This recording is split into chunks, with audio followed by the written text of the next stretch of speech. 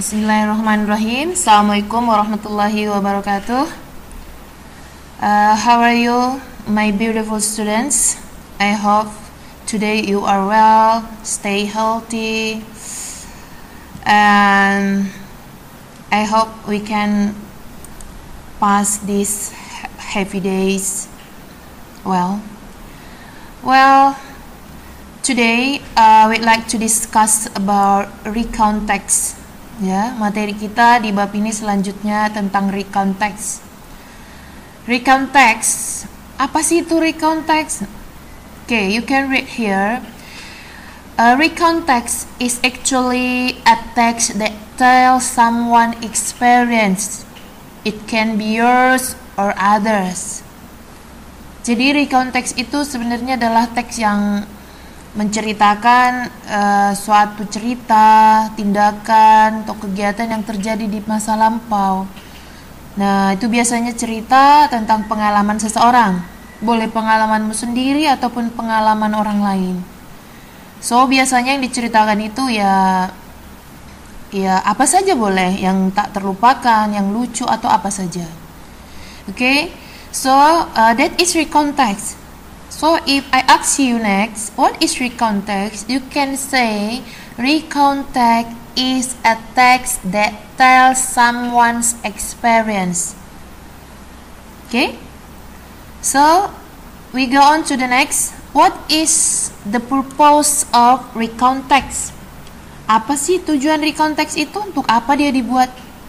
Nah, sebenarnya tujuannya adalah only to entertain the readers dan hanya inform the readers, hanya memberitahu saja. Ya, jadi tujuannya adalah to inform something to the readers. So, if I ask you next time, what is the purpose of recount text? You can answer, recount text is to inform something to the readers. Okay? Now, we go on to the next, ciri-cirinya. The characteristics of recount text, ciri-cirinya. Jadi nanti kalau kalian membuat atau membaca recount text, biasanya ini ada di dalam teksnya. Okay? The characteristic of recount text are using simple past tense. Nah, ini udah kita pelajarin kan sebelumnya. Simple past tense. We use verb to or did not, like that. Okay? Kita gunakan simple past tense. Jadi harus diingat materi kita bab sebelumnya ada kaitannya. And then biasanya using adverb or adverbial phrase. Adverb itu keterangan. Jadi keterangan ini boleh keterangan time, place, and manner. Waktu, tempat, dan cara. For example, last September in Faroe Island on the second day, etc. Okay? Dan juga biasanya di dalam recount text ini kan menceritakan peristiwa, pengalaman yang terjadi. So ada kata penghubungnya, penghubung peristiwa untuk mengurutkannya. We say that conjunctions or time connectives, ya, penghubung waktu. Nah, we can use this like and, before, then, after that. Ya, ini artinya sebelum, dan, kemudian, setelah itu, dan seterusnya. Okay, text recount ada structure-nya. Semua jenis teks itu punya structure. Ini dia generic structure. There are three generic structures of recount text. First, orientation. Second, events. And the last is reorientation. So, you can read this. I read it in Indonesian to make you easier to understand. Saya tulisnya bahasa Indonesia supaya kamu bisa paham. Ya. So, orientations. What is orientations about? Nah, di orientation ini tells. Siapa yang diceritakan? Biasanya di paragraf pertama lah. Jadi ini orientation ini sebenarnya in Indonesian pengenalan. In this paragraph, the paragraph tell us about who, where, when the event happened. Jadi ini menjelaskan, mengenalkan kita siapa saja, di mana kejadiannya, kapan kejadiannya. Ini paragraf pembuka. Kemudian next masuk, biasanya nih next paragraph events. Events ini adalah peristiwanya. Ya, peristiwanya secara berurut, pengalamanmu, pengalaman orang lain yang ingin kamu ceritakan secara teratur dari awal sampai akhir. It's events. So events is tells the events chronologically, secara urutan kronologis. Gunakan ini tadi. Boleh first, second, boleh pakai seperti itu diawalin. Kemudian nanti terakhir ditutup dengan reorientation. So reorientation ini sebenarnya opsional ya, bisa ada bisa tidak. Apa sih reorientation nih? Reorientation ini it's like the conclusions of the story. Ya, kesimpulan cerita. In this part, di bagian ini, we can tell the writer's opinion about the story. Pendapat penulis tentang cerita tersebut atau perasaannya, bagaimana pendapatnya tentang sesuatu yang dia ceritakan, pengalamannya. Ya, boleh ditutup dengan opininya, pendapatnya. Okay.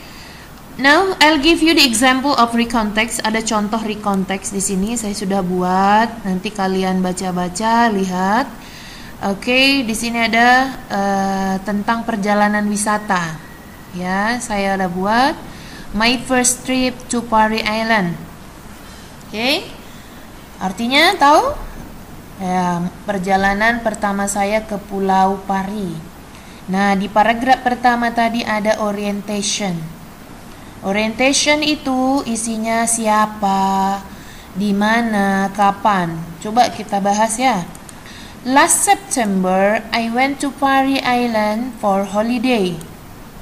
I went there with Sarah, Andy, Evelyn, and Yoko.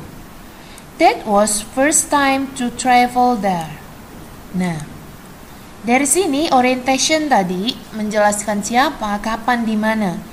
Nah, coba kita jawab pertanyaannya. Kapan peristiwa ini terjadi? Last September. Di mana? In Pari Island. Siapa saja orangnya? I means the writer. Ya, I berarti penulisnya. Siapa lagi? Sarah, Andy, Evelyn, and Yoko. Ini disebut orientation. Setelah selesai orientation, masuklah ke event, peristiwa apa yang terjadi di holiday mereka di Pari Island. Ada paragraf 1, 2, 3. Kamu ceritakan experience-nya. Ya, bisa dibaca, kamu baca sampai habis. Nah, ini selesai. Nah, ini yang terakhir adalah reorientation tadi. Part ketiga strukturnya. Apa tadi itu? Reorientation? Iya, kesimpulan. Pendapat penulis tentang pengalaman yang diceritakan. Dia buat di sini. In summary, my first trip to Pari Island was so enjoyable. I'd like to visit this place again together with my family in another chance. Ini opini dia. Dia bilang kesimpulannya, perjalanan pertamaku ke Pulau Pari sangat menyenangkan. Saya akan mengunjungi tempat ini lagi bersama keluarga di lain waktu. Nah, itu dia. Oke? Ada saya bagikan terjemahannya di sini to make you easier to understand, ya. So, ada sedikit penjelasan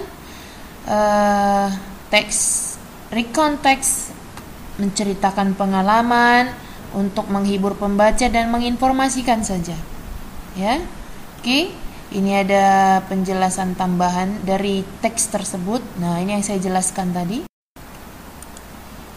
Bismillahirrahmanirrahim. Assalamualaikum warahmatullahi wabarakatuh.